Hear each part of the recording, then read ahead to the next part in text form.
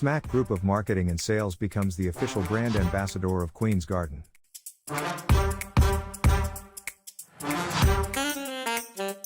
Pakistan's only leading organic honey.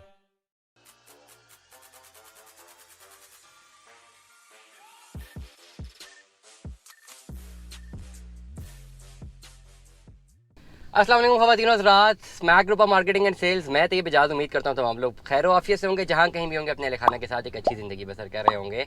अक्सर हमें calls आती हैं, नॉर्मली जितने भी एंड यूज़र्स हैं उनको मार्केट से कुछ शिकवा शिकायत आता है। तो आज का जो ये व्लॉग है ना, या डीलर्स के ज़रा हक में कर लेते हैं। अक्सर हमें कॉल्स आती हैं जी, हमें फीडबैक आता है, लोग हमेशा कहते हैं, व्हाट्सएप करते हैं जी तुम्हारी वजह से मेरा नुकसान हुआ। भाई तुम डीलर्स है ना, तुम जैसे डीलर्स की वजह से मेरा नुकसान हो गया, तुम जैसे डीलरों ने बेड़ा गर्क कर दिया मेरा, तुम जैसे डीलरों की वजह से मुझे नुकसान हो गया, मुझे फ़ायदा नहीं हुआ। मैं यहाँ पे लाखों रुपए प्रॉफिट कमाने आया था, मैं खुद डीलर बनना चाह रहा था, लेकिन मेरे काम ये नहीं है, मेरा बिजनेस ये नहीं है।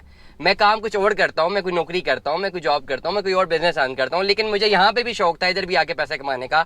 लेकिन तुम जैसे डीलर्स की वजह से मुझे मार्केट में सच्चाई पता लगी कि भाई मेरा प्रोफेशन ही ये नहीं है, मैं इस पर नहीं कमा सकता।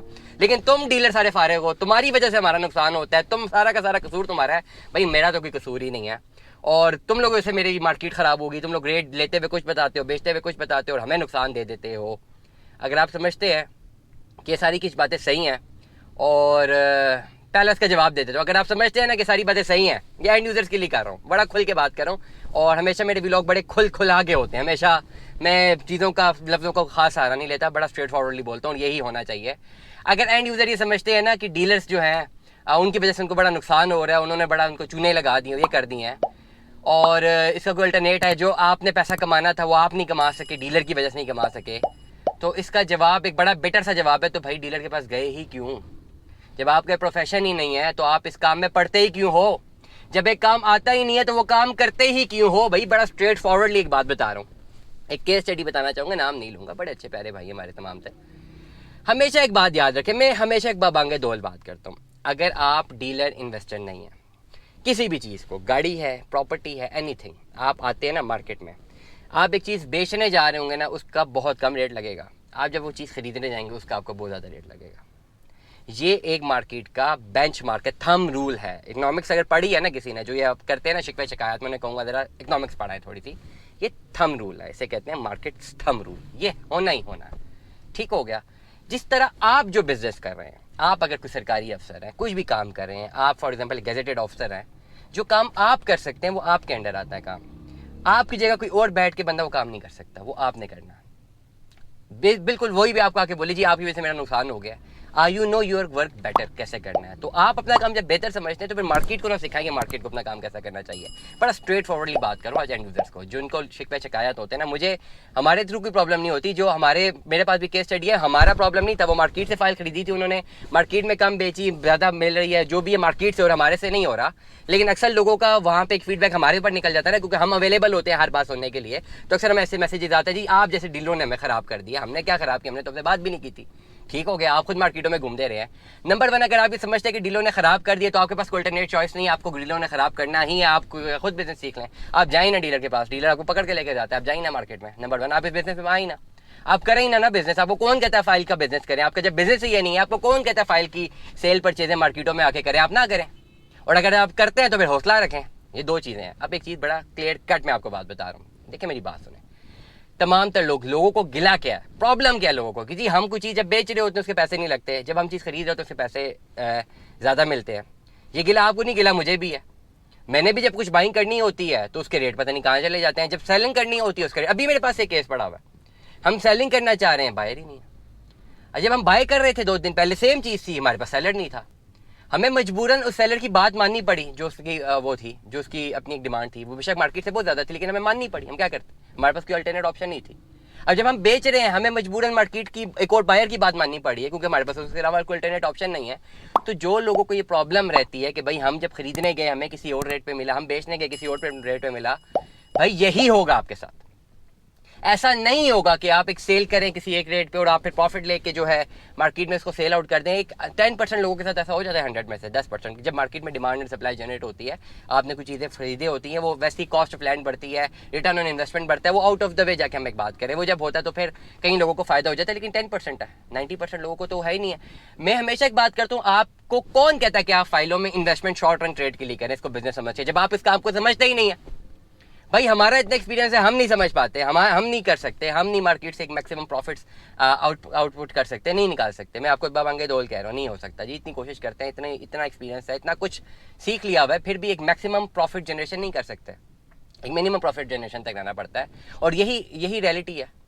हमेशा जब आप रीसेल मार्केट में सेल परचेज के लिए लाते हैं, अच्छा एक और बड़ा प्रॉब्लम है लोगों के साथ, लोग कहते हैं जी हमने जी आपसे रब्ता किया, फ़कत आपने हमें ये रेट दिया, हमने तो मार्केट में किसी और रेट पे बेच दिया, फिर हमने जब खरीदने लगे तो अब हमें उसी रेट से दे दें। हमेशा एक मेरी बात याद रखें, जब भी आप रीसेल में आते हैं मार्केट में फाइल्स को सेल करने, कैपिटल स्मार्ट सिटी की ही बात कर रहा हूँ, कैपिटल स्मार्ट सिटी की फाइल को जब आप रीसेल करने के लिए आएंगे, आपके पास चाहे कोई भी फाइल है, चाहे 1 करोड़ की भी फाइल है ना, उस पर्टिकुलर पॉइंट पे जब आप सेल कर रहे हैं, उस पर्टिकुलर पॉइंट पे आपको डिटरमिन करना है कि सामने वाली साइड पे जो परचेजर है वो अगर है भी या नहीं, अगर है भी तो उसकी परचेजिंग कैपेसिटी क्या और वो ऑफर क्या दे रहा है।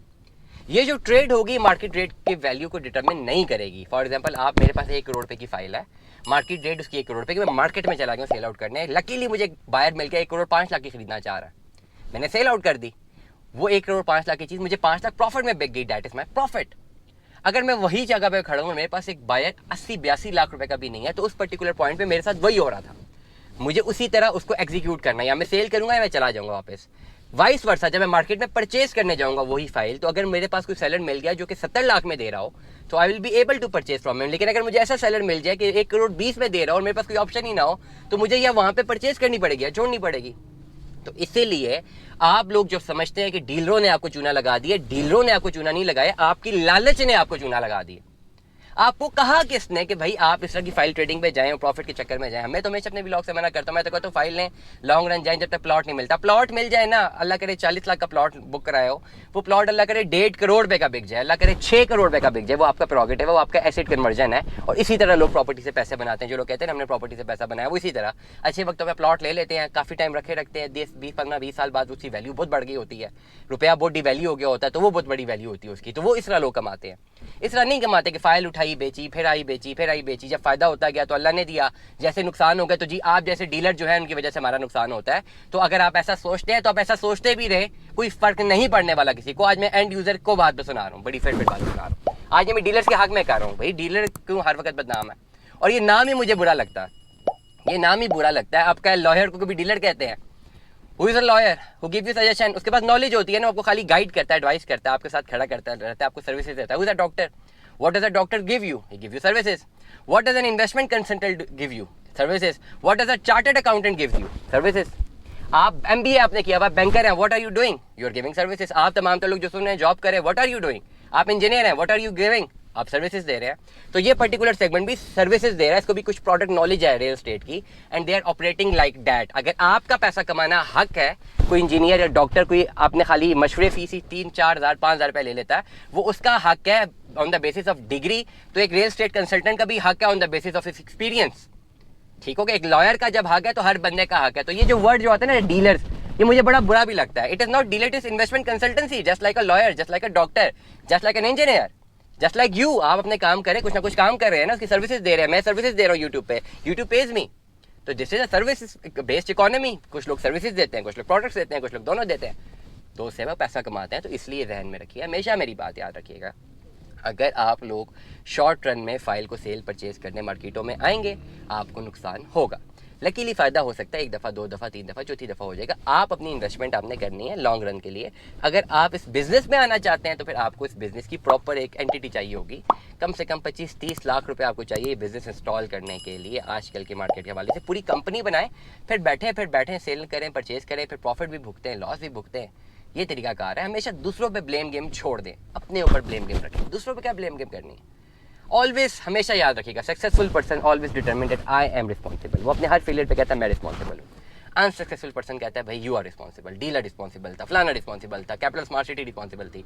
वो कभी मानेगा ही नहीं कि मैं रिस्पॉन्सिबल था। तो हमेशा वो अनसक्सेसफुल रहता है। सक्सेसफुल पर्सन क्या करता है? वो हमेशा अपनी गलती मानता है। Stay tune with us. अल्लाह हाफिज़।